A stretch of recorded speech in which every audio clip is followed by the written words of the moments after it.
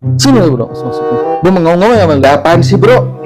Kagak, gue panik kemarin. Kenapa panik kenapa lu? Gue dapet barang bukti nih. Ada sesuatu barang bukti yang gue mencurigakan. Lu udah di sini, gue di sini, gue mau buka dulu. Oke deh, Acara gue. lanjut dulu. Kembali lagi ke Bang Imo di programnya Modus Imo Nyundus.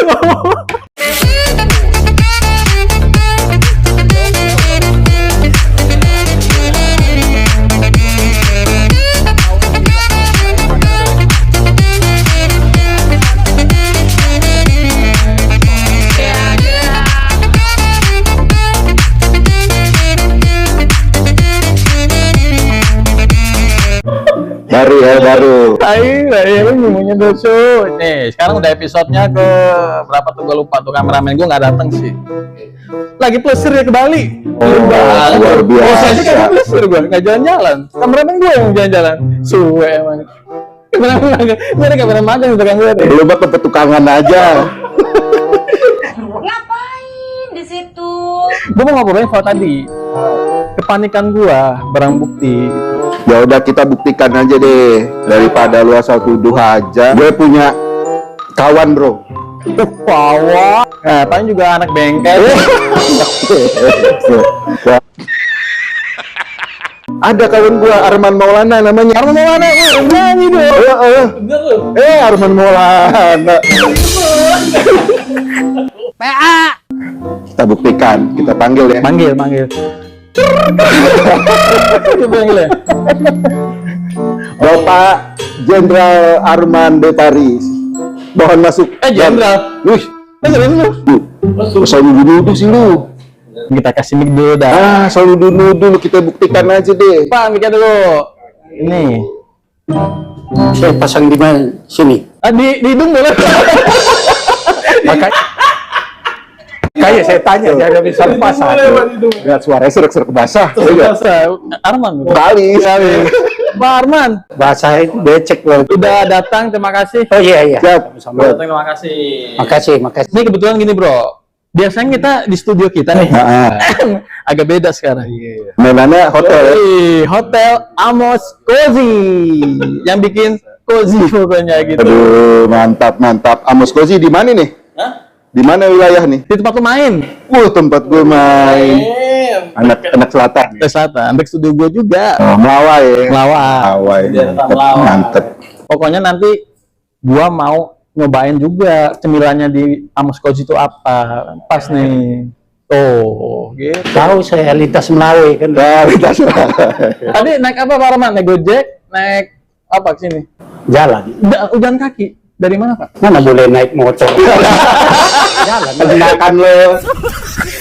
Lo dari awal sih lo. Pak Arman mau minum apa Pak Arman? Saya ya orang kampung tuh teh aja, teh tawar. Teh tawar hangat boleh. Panas dengan tawar. Samain deh sama Bang Arman. Ya udah. Lu mau samain aja. Tawar dah. Jus satu udah bebas jusnya. Lu tadi nuduh apa sama gua? Itu barang bukti. Barang bukti apaan? Iya makanya kebetulan gue bawa nih gitu. Iya, gue bawa. Konfirmasi aja deh langsung deh. Gue ngeri banget. Aduh. Banget gue pokoknya. Itu yang koper biasa. Lupa nih kameramen magang. Iya. Ini kayak punya bandar. Hah? Kok bisa tahu ya? Kayak begitu. Gini Pak Arman, saya mau konfirmasi. Saya kemarin dapat dari salah satu gembong. Tuh. Nih. Ini bener nggak ini nih? Saya curiga Pak Arman, makanya saya nggak saya buka. Serbuk putih. Serbuk putih. Bener ya tuh? Mirip-mirip lah. Ini bener nggak Pak Arman nih? Dicek keasliannya harus di laboratorium. Lu jangan asal nuduh makanya. Bukan. Warna kan boleh sama, bro. Warna boleh sama, bau boleh sama, tekstur boleh sama. Nah, Terbuat sama rasa? Nah, itu yang beda. Beda. kandungan beda, bro. Ini apa kita bikin pisang goreng aja kan? Iya dah, bikin bala-bala. Bikin bala-bala. Ini bikin pisang goreng aja katanya. Bukan, aman gue. Nggak perlu tes urin. Aman teh. Campur gorengan. Nggak perlu tes urin. Nggak tahu ya aman ya. Aman lu juga. Aman. Apa gua kata? Gimana Pak Arman? Tidak bisa jauh dari narkoba? Ya, saya hampir seluruh karir saya di kepolisian, bahkan setengah lebih, menangani kasus-kasus narkotika. Mulai dari BNN dulu, kemudian ke Polda Metro, PMJ ya. Mabes Polri, kemudian balik ke BNN, Nyalik ke kurang lebih 16 tahun. luar 12 biasa. tahun di dunia narkoba ya? Terkecil. Oh my god! Tadi ada orang mau Pak Arman, ternyata bukan. Kurangnya ajar gitu. Ternyata tiba-tiba salah satu kuncir gitu. Iya. Sering juga nggak dapat resiko ancaman gitu. Dulu sering. Pertama-pertama bertugas di narkotik, terutama ketika di Polda Metro Jaya. Oke. Ada yang secara langsung, Oke. ada yang fisik, Oke. ada yang ya macam-macam. Ya. Itu ketika di Polda Metro, sudah di Mabes Polri, itu sudah berkurang. Oke. Ketika di BNN, boleh dikatakan kalau ancaman fisik, kekerasan, nakut-nakutin itu Ya. udah nggak ada. Mungkin orang pikir ini Ya. ini bebal, ini Iya, iya, iya. Tapi beda. Kalau di teror itu, ketika kita melakukan tindakan yang keras kepada orang, terutama yang terlibat dalam jaringan teroris seperti itu, mereka akan balas lebih keras, lebih sadis, lebih kejam. Tapi narkotik beda. Awalnya mungkin mereka keras, nakut-nakutin kita. Ya. Tapi ketika itu tidak berhasil, mereka justru mendekati kita Oke. dengan lembut, dengan rayuan-rayuan, Ya. dengan iming-iming. Iya. Bukan hanya melalui kita saja, melalui orang-orang dekat, melalui keluarga, teman-teman Ya. yang tiap hari sama-sama. Ya. Nah itu bedanya. Narkoba itu kan extraordinary crime ya, Bang ya. Ya. Ya, Terus teroris kan juga ini kejahatan yang luar biasa juga. ya. Apakah selama ini narkoba dengan teroris itu berhubungan, Bang? Misalnya dari penjualan narkoba, apakah memang berhubungan dengan dana teroris? Kartel. Begitu, Bang. Nah, sepengalaman Abang tuh gimana tuh, Bang? Pandangan Abang tuh, Bang. Nah ini yang perlu kita pertegas. Ya. Karena dari bahasanya narkotik dan terorisme itu kan berbeda, Ya. kan begitu ya. Ya. Nah kalau teroris ini banyak ditujukan kepada kasus-kasus yang diperkaitan dengan ideologi, Oke. ya. Tapi kalau ke narkotik itu biasanya ditujukan pada kekerasan yang terkait dengan kejahatan-kejahatan akibat daripada narkotika Ya. atau para pemakainya sendiri. Ya. Biasanya kita sebut crime related narcotics. Oke. Tapi kalau tadi disebutkan bahwa apakah ada kaitannya narkotik dan teroris ini, Ya. seperti yang sekarang Ya. menjadi isu internasional. Betul. Nah, kalau di Indonesia kita belum pernah melihat bahwa teroris itu didukung oleh pelaku-pelaku Oke. yang termasuk dalam organisasi Betul. atau sindikat Ya. narkotik. Ya. Atau lebih jelasnya lagi, belum pernah kita temukan bahwa pendanaan mereka, pendanaan aksi Ya. teroris ini didapatkan dari hasil perdagangan gelap narkotika. Oke. Nah, itu. Untuk Apa yang diobrolin sih? Mana gue tahu. Munculnya isu narkoterorisme itu untuk memunculkan musuh bersama. Oke. Ketika kita berbicara narkotik di Indonesia, maka yang menjadi musuh kita adalah mereka-mereka yang memang terlibat dalam sindikat narkotika jenis sabu, Oke. ekstasi, Ya. dan obat-obat psikotropika yang baru. Mereka-mereka yang memperdagangkan sabu ekstasi atau yaba yang berasal dari segitiga emas, ya, antara Laos, Kamboja dan Myanmar. Itu negara yang kita awasi.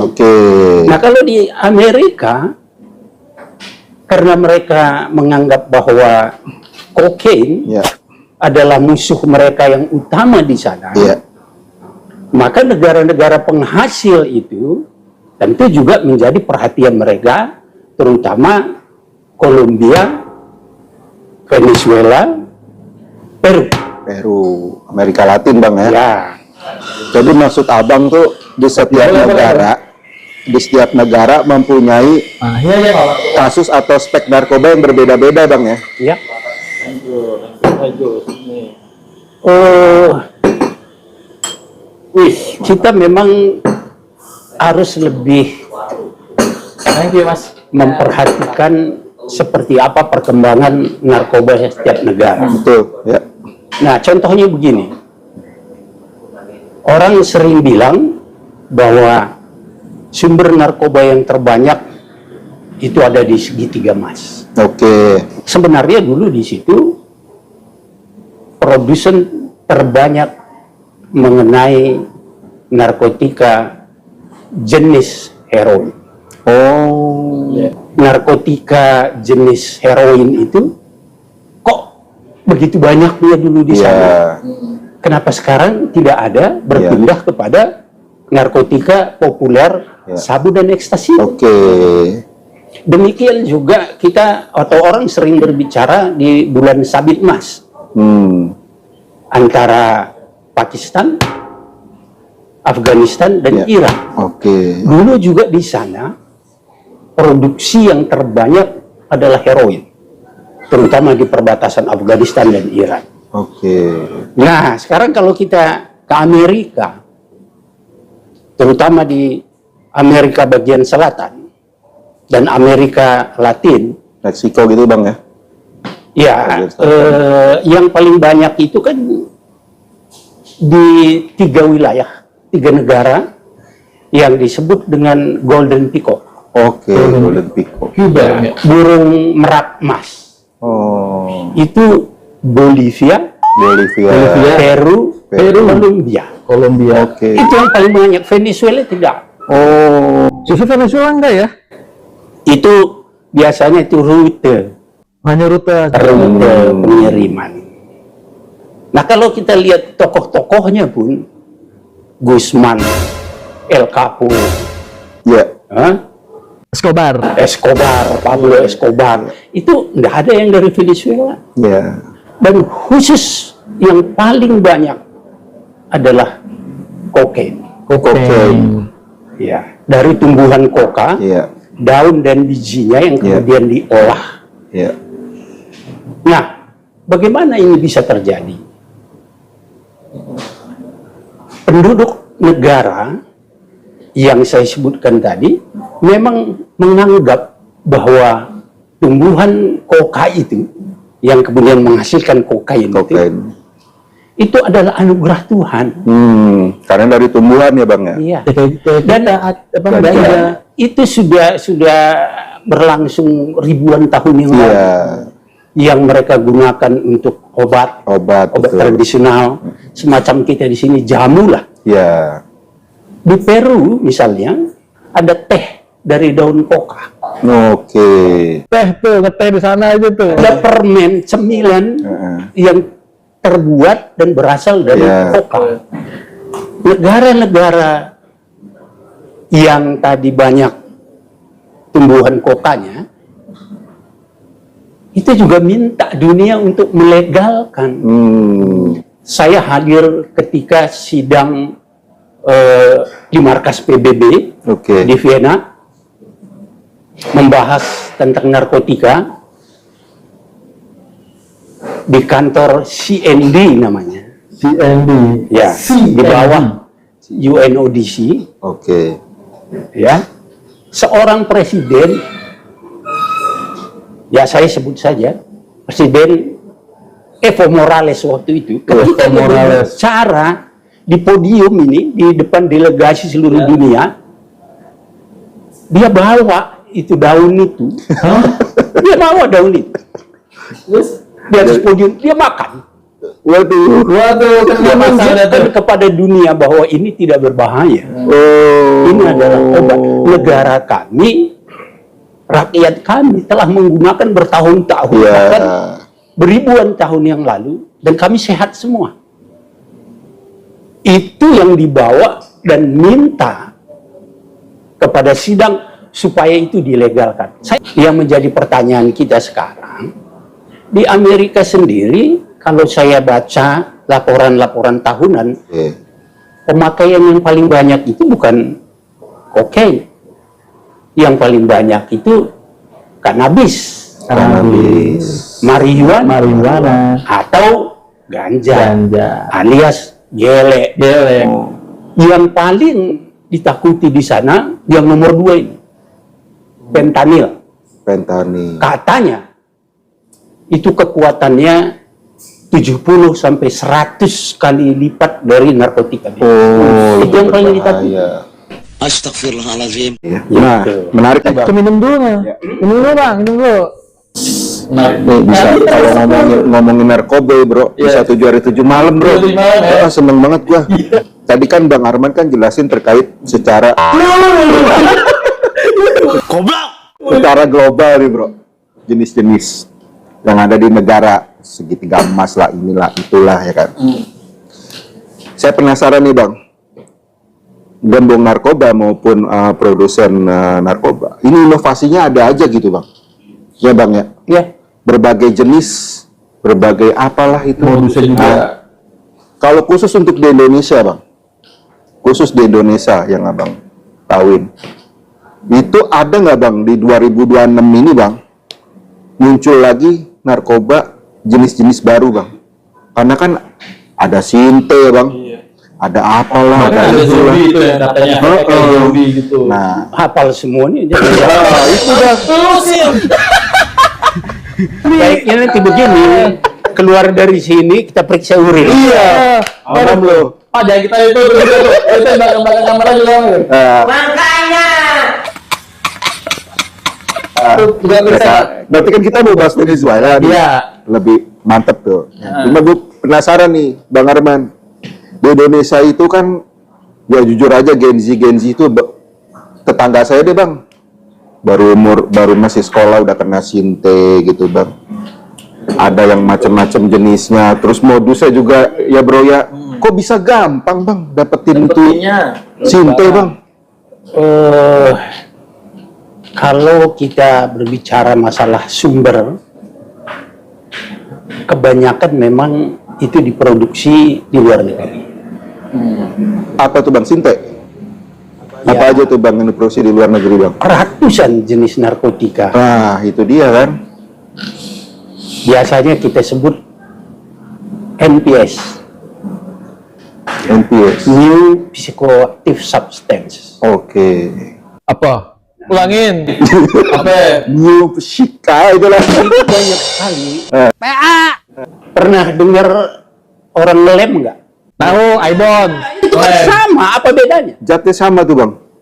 Ya enggak, zatnya sama, tapi Efeknya. yang diinginkan itu, tujuannya itu kan rekreasional, Oke. membuat enak. Tenang, terbang gitu ya. Tahu nggak? Dulu sepatu saya suka sobek, Iya. saya lengketkan, sobek lagi. Sobek. Jadi mintanya dilem, misalnya sepatu saya kecanduan ngelem. Wah, parah sampai ada yang ngelem.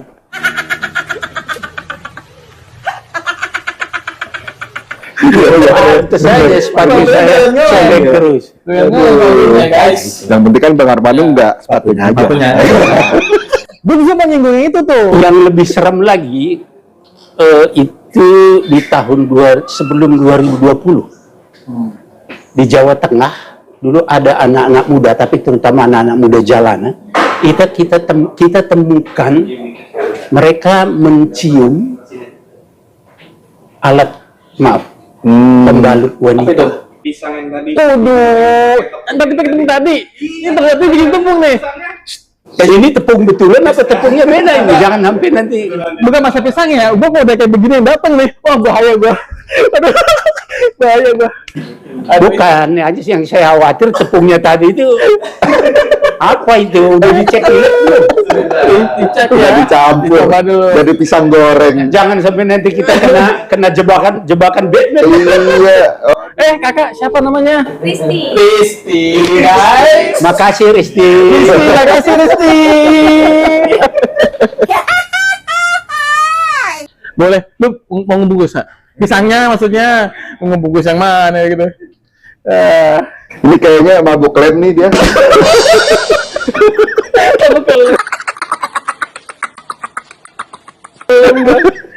Tunggu, justru gua mau nanya soal itu. Kita dulu tadi itu Lu kayak ini banget. itu loh. Pengen bro. tahu banget soal itu. Nyium apa tadi Bang Arman lagi jelasin. Nyum-nyum itu tadi. Tahun berapa itu tadi? Apa tuh? Ya. Toto pisang masuk. Potong pisang. Ada dulu di Jawa Tengah. Jawa Saya Tengah tidak- nih. Tidak sebutkan kotanya ya. Nah, Kita temukan ada anak-anak muda, memang anak-anak muda jalanan itu menyium, menghirup pembalut wanita bekas. Pernah dengar? Oh iya, pernah denger Bang. Itu juga katanya itu memberikan sensasi. Mungkin karena di situ ada lemnya kan, Ya. atau mungkin ada zat-zat yang lain. Di pembalutnya itu ya Bang. Kayak gue bayang bekas tahu. Karena mereka nggak beli. Iya. Mana mereka beli lagi di toko kalau yang bekas bisa. Anjir, gue baru tahu. Enggak ada memang. Ada ya? Ada. Memang dulu ada itu. Semua berawal dari buah segar pilihan, nangka, pisang, dan salak berkualitas, diproses dengan penuh perhatian. Di lingkungan produksi yang bersih, higienis, dan terkontrol, setiap proses dilakukan dengan standar keamanan pangan yang ketat, menggunakan teknologi vacuum frying, menjaga rasa alami dan nutrisi buah. Pilihan camilan yang aman, sehat, dan cocok untuk gaya hidup sehat seluruh keluarga. Oke, kita masuk di segmen 2. Tapi sebelum kita bahas-bahas, tadi kan muncul tuh iklan. Salah satunya ini guys. Nih, dia. Ini beneran Tim, ini beneran ada duitnya nggak nih? Masuk ke kita.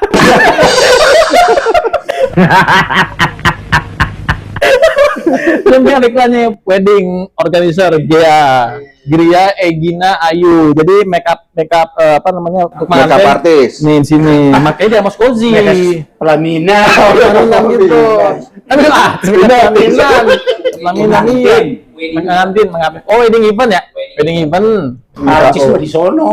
Kali Bang Arman anaknya ya enggak? Hah? Anaknya kali. Anaknya. Iya. Oh, iya, anaknya. Ya didoain aja. Masuk tuh, masuk tuh. Bayar tuh daging kita tuh. Nah, ini bener nih. Aduh. Kita ada kali nih. lanjut. Pembahasan saya tadi belum menjawab terkait adanya backingan nih sampai kemarin tuh yang viral Kapolda Sumbar. Teddy Minahasa aja sampai berbisnis kayak gitu. Gimana BNN lihat seperti itu?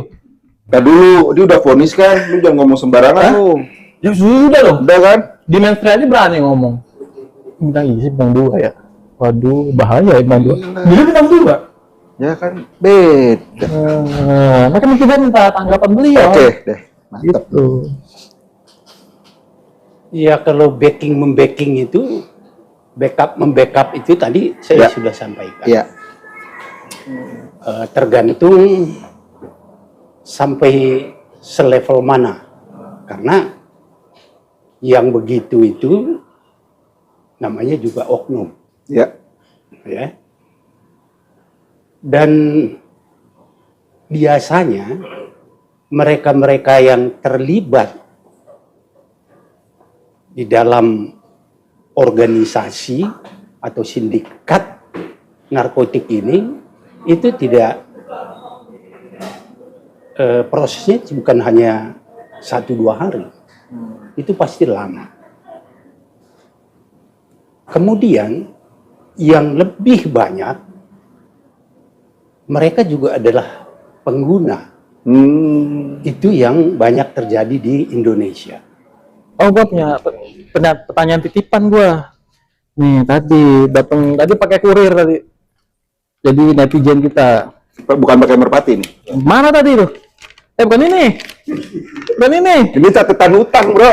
Wah, bayar utang, bos. Oh, ini. Lu lagian tradisional banget. Masih Malu. pakai kertas, sekarang tinggal begini aja. Beda sama ini. Kalah lu. Ya. Tahu namanya. Ini juga pakai ini vaksinil. Saya bilang lu tradisional banget. Iya, pakai vaksinil ini. Tradisional banget itu kan kata lainnya lu kampungan banget. Bah, saya masih pakai Friendster medsosnya. Friendster. Nih, Kapolres Bima tuh katanya ditangkap setoran narkoba. Bisa gimana sih? Gimana sih? Gimana? Bima Kota ya. Oh iya, Bima Kota ditangkap. Karena ada setoran narkoba. Dari bandar narkoba. Oh, Oknum lagi nih, Bang. hah? Oknum lagi. Kalau itu memang terjadi, tentu ini suatu hal yang sangat buruk sekali. Memprihatinkan. Ya. Mentalitasnya yang Ya, itu dia, Bang. betul-betul buruk. Ya, Integritasnya yang nol. ya. Tadi saya sampaikan bahwa ketika kita bertugas di bagian narkoba itu, bukan hanya ancaman fisik, bukan hanya ancaman menakut-nakuti, atau bahkan ada yang seolah-olah mampu untuk memindahkan kita dari jabatan itu. Itu bisa kita hadapi karena secara fisik. Ya, ya. Tapi kalau sudah datang godaan-godaan tadi, iming-iming tadi, pendekatan dengan halus, Ya, nah ini yang sulit ditolak. ya. Nah, pernah saya sampaikan bahwa di dalam dunia narkoba itu selalu terdapat kemurahan-kemurahan untuk memperoleh sesuatu oleh aparat. Yang pertama dulu, uang, Ya, pasti itu. suap untuk Ya. melicinkan Ya. bisnis mereka, Ya. atau untuk mempengaruhi dia supaya tidak melakukan pekerjaannya Ya. dengan benar. Yang kedua, bisa jadi disodorkan dalam bentuk yang lain. Ya. Apa itu? Gratifikasi yang lain, Bang ya. Ya, biasanya itu perempuan. Nah, itu dia. Saya mau ngomong gak enak, Bang. Kita ngerti. Udah ngerti. Dan di sana juga Ya. bisa dua-duanya terjadi. Narkotik, penyalahgunaan narkotik yang berakibat kejahatan. Atau kejahatan yang kemudian diikuti oleh penyalahgunaan Oke. narkotik. Jadi kayak satu paket ya, Bang. Ya. Ya, kalau udah judi pasti ada narkobanya. Narkoba, ya kan? ada cewek juga. Ada perdagangan orangnya, begitu Bang ya. Iya. Nggak jauh circle-nya begitu Bang ya. Ya, makanya tadi itu kalau misalnya ada keterlibatan aparat seperti itu, Ya. mudah kita pahami, Ya. artinya mudah kita pahami mengapa bisa terjadi. Oke. Di samping mentalitas tadi itu, juga salah satu yang paling parah, karena dia juga seorang pemakai. Itu dia, user juga. User pengguna juga, pengguna juga, Itu. pengguna juga, loader juga. Ini yang tadi lu tanyain Ya. terkait Kapolres Bima. Bima. Ya, itu kan oknum ya. Coba dicek, apakah itu dari urinnya Iya, dia terbukti pemakai Bang. bukan? Positif. Memakai ya? Iya. Nah, itu. Itu dia. Kalau dia sudah memakai, ininya sudah tidak jalan. Ya. Tapi kalau kita main ke Polda nih, sering kan kita main ke Polda. Ngapain lu main ke Polda? Biasa. Nyari polwan. Lu main tempat tidur. Emang ada yang mau kan? Kita kasih ujuk fotonya. Biasanya nih. fotonya. Bang Arman. Iya. Nah, sering ada tulisan besar kan, Apa tuh? polisi yang menggunakan tes urin positif narkoba itu di PTDH. Tulisannya begitu Bang sekarang tuh Bang. Nah, artinya kan sebenarnya sanksi itu udah seperti itu dari dulu juga udah ada ya Bang. Udah ada. Termasuk gini Bang, KUHP baru, yang KUHP baru bang terkait narkoba. Nah, menurut abang KUHP terbaru yang sekarang itu lebih tegas nggak bang tentang narkoba bang? Saya setuju, seperti undang-undang narkotik yang kita gunakan sekarang, di satu sisi dia memang keras. Hukumannya bisa hukuman mati. Oke. Dan ada pasal yang menyebutkan hukuman teringan, terendah, yaitu ancaman 4 tahun. Oke. Tapi di satu sisi juga ada unsur kemanusiaannya. Oke. Artinya, bagi mereka memang hanya pecandu, pengguna, penyalahguna, atau mereka yang menjadi korban, itu tidak perlu dihukum. Direhab gitu bang ya. Itu harus dianggap sebagai orang sakit. Dan haknya orang sakit mendapat pengobatan untuk direhab, dirawat, dan diterapi. Yeah. Nah itu. Tapi pada kenyataannya sekarang dua-duanya ini tidak berjalan. Betul. Yang sudah divonis mati 20 kali putusan Yeah. vonis, enggak dieksekusi. Ya. Yang cuma pakai setengah butir sekian 0,0 sekian gram masuk penjara. Ya. Menjadi pengedar bandar, dan memang itu harus keras-kerasnya karena hukuman mati itu tidak dilarang Ya. di hukum internasional. Sepanjang memang masih berlaku di negara kita menjadi hukum positif. Nah, sayangnya petugas-petugas kita ini masih suka diiming-imingi. Bermain mata ya bang. Kuatnya mentalnya gitu. Iya. Dan narkotika ini sering saya sampaikan pada teman-teman, jangan dianggap ini selesai 1, 2, 5, 10 tahun yang akan datang. Seluruh dunia punya permasalahan mengenai narkoba. Narkoba betul. Tapi bagaimana kita mengendalikan? Jangan banyak korban. Korban itu bukan hanya mereka yang menggunakan, mereka yang menjadi pecandu, tapi petugas tadi juga menjadi korban. Apakah karena ketidaktahuannya? Iya, betul bang. Bahkan mungkin juga ketika dia bertugas menjadi korban, atau Ya. nah ini tugas pimpinannya untuk selalu melakukan kontrol, Ya. mengingatkan. Nah, jangan sampai pimpinannya di narkotika, di narkoba, dia sendiri tidak mengerti apa yang harus dilakukan. Nah, Ya. ini yang berat. Ya. Apa gua kata?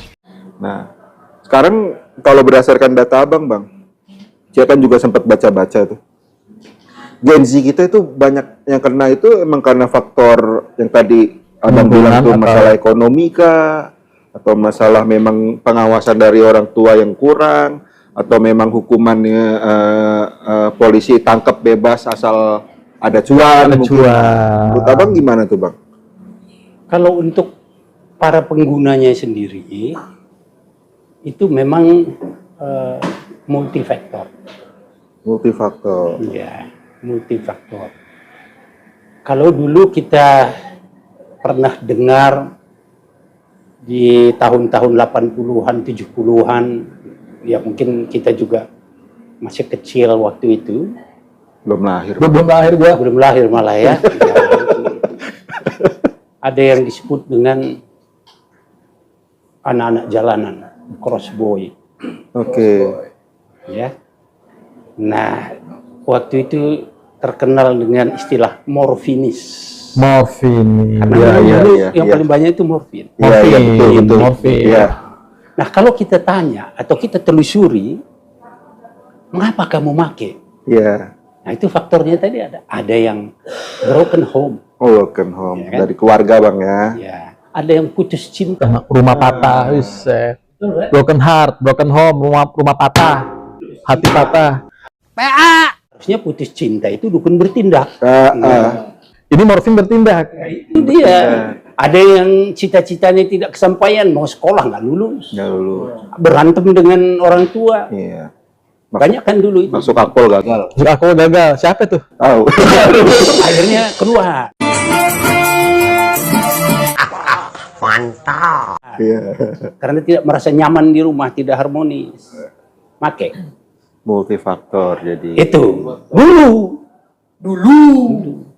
Tahun 70-an. 80. Sekarang itu juga masih ada. Para pengguna tadi itu kalau ditanya, ada juga yang seperti itu. Iya. Yang menjadi penyebab dia menggunakan. Untuk apa para pemakai pengguna Ya. kecande itu masuk? Ya. Sering saya sampaikan dan bukan sekarang aja, ketika saya dinas pun dulu masih saya sampaikan. Untuk apa menghukum mereka dengan hukuman kurungan, penjara?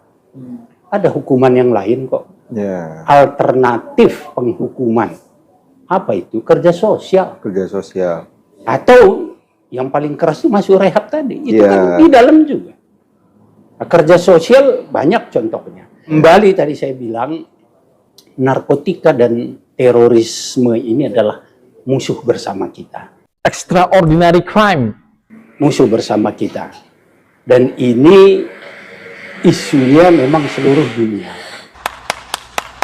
Sebelum closing statement nih, ya kan, ini dari Pak Arman nih, bagaimana radar BNN dalam memantau pengendalian jaringan narkoba saat ini? Wah, radarnya seperti apa nih? Ya, sekarang ini saya sudah tidak begitu aktif lagi di sana. Tetapi sepengetahuan saya untuk memantau bagaimana pergerakan sindikat ini, terutama yang di luar negeri, itu mutlak kita harus kerjasama. Kuncinya kerjasama. Karena sindikat itu sangat kuat dan punya sumber daya yang banyak. Ya. Terutama dari segi keuangan, Keuangan. finansial. Pasti kuat itu, Bang. Ya, sangat kuat. Nah, ini hanya bisa dilawan oleh para penegak hukum yang solid dan kompak. Ya. Nah, bukan hanya yang dalam negeri. Nah, khusus untuk pemantauan tadi, kalau kita tidak melakukan kerjasama dengan luar negeri dan memberikan atau menanamkan agen-agen kita di sana, maka kita akan kesulitan untuk memantaunya. Ya. Sangat sulit. Saya salut, apresiasi kepada kawan kita, ini kan si Yudi, kalau ini kawan kita Pak Suyudi, kepala BNN kita, telah meresmikan kurikulum baru anti narkoba ya, untuk ke sekolah-sekolah. Mantap BNN, keren. Terus. Mantap. Juga bisa dijalankan. Ya, kita apresiasi kemarin Pak Kudun ke gue, Bu, Oh. komandan gue habis mesin. Oh iya, siap Pak Oke, Kudun. Gitu. iya. Nah, tadi dah. Sebelum mengakhiri, terima kasih Pak Arman Depari, tapi jangan pergi dulu, ada souvenir.